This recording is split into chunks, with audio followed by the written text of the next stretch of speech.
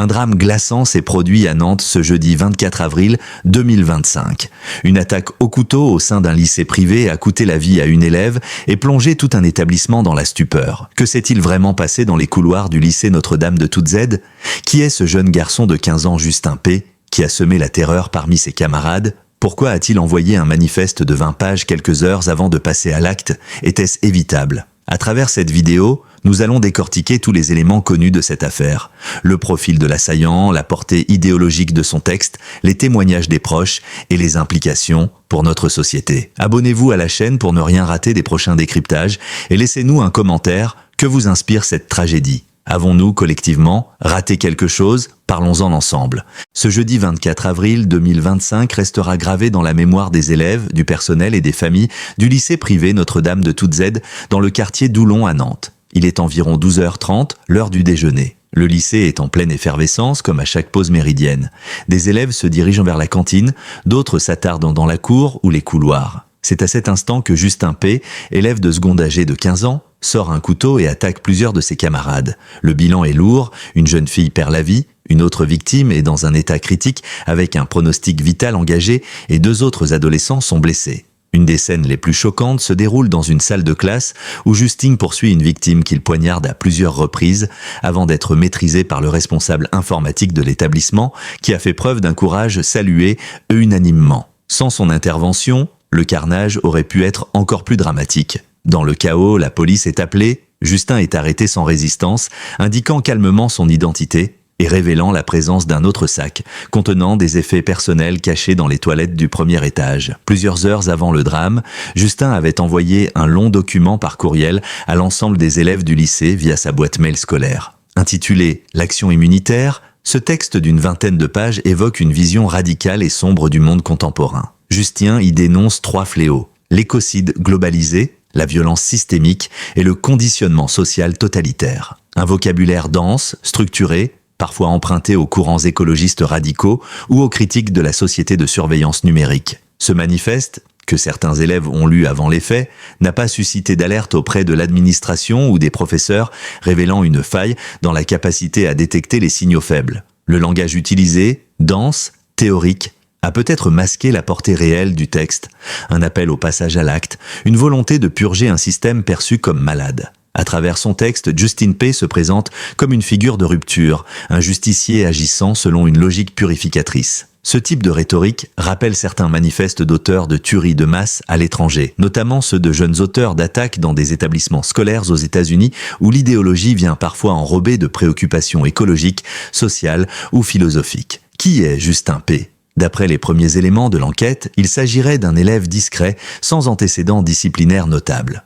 Des enseignants le décrivent comme brillant mais solitaire, tandis que des camarades évoquent un garçon à part, souvent dans la lune, peu intégré. Il aurait souffert d'isolement social, n'ayant que peu d'amis, passant ses pauses seul, absorbé dans des lectures complexes. Selon des proches, Justin s'était récemment radicalisé dans ses idées. Passionné de philosophie, de science-fiction et de théorie sociale, il consultait de nombreux forums et canaux cryptés. Il écrivait aussi beaucoup, tenant un journal dans lequel il décrivait sa perte de foi dans les institutions humaines, son mépris pour le monde des adultes et sa haine de la passivité générale face à ce qu'il appelait l'effondrement généralisé. L'enquête judiciaire et psychologique devra établir si ce passage à l'acte relève d'un délire paranoïaque, d'une radicalisation idéologique ou d'un profond trouble psychiatrique. L'âge de l'auteur, 15 ans, complique l'analyse. Il est à la fois pénalement responsable, mais encore en formation mentale. La justice des mineurs devra trancher entre le traitement psychiatrique et la procédure criminelle. Le lendemain du drame, le lycée Notre-Dame de Toutes-Aides a suspendu les cours. Une cellule psychologique a été ouverte. Parents, élèves et enseignants ont du mal à réaliser ce qui s'est passé. L'ambiance est celle d'un deuil collectif mêlé de stupeur. Rien ne laissait présager ça, déclare un professeur de mathématiques. Il était renfermé certes, mais jamais agressif. Un camarade de classe raconte: il parlait parfois de choses bizarres, sur la fin du monde, les robots, la société de contrôle, mais je croyais que c'était juste un délire d'ado. La principale question qui revient dans tous les témoignages est: comment cela a-t-il pu arriver ici? Ce lycée privé, réputé calme et exigeant, n'avait jamais été confronté à la violence grave.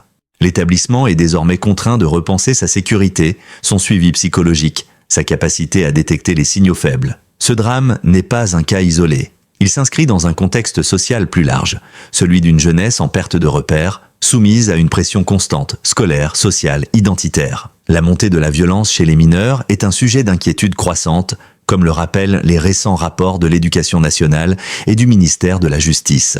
Les actes violents au sein des établissements scolaires se multiplient, et si les cas de meurtre restent rares, les agressions, menaces, humiliations en ligne ou en classe sont devenues monnaie courante. Dans ce climat, Justine P. apparaît comme un symptôme extrême d'une génération tiraillée entre l'hyperconnexion numérique, la solitude émotionnelle et un besoin désespéré de sens.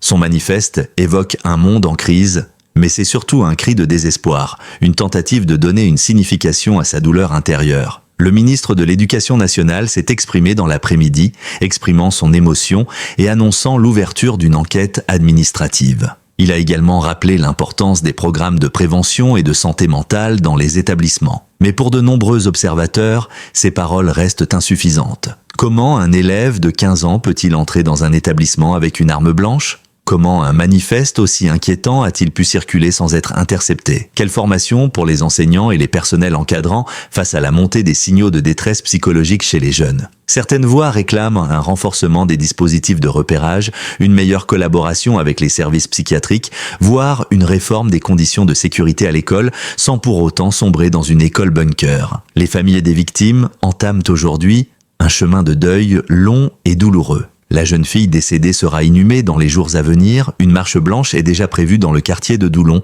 réunissant familles, élèves, riverains, élus. Pour le lycée, il faudra reconstruire la confiance, accompagner les élèves sur le long terme. Un fonds d'aide psychologique est mis en place. Des ateliers sur le harcèlement, la radicalisation idéologique et la santé mentale seront instaurés dès la rentrée prochaine. La tuerie de Nantes est un choc profond. Elle nous rappelle que les lycées, même les plus protégés, ne sont pas à l'abri de la violence. Elle appelle à une introspection collective sur notre manière de voir, d'écouter et d'accompagner nos adolescents.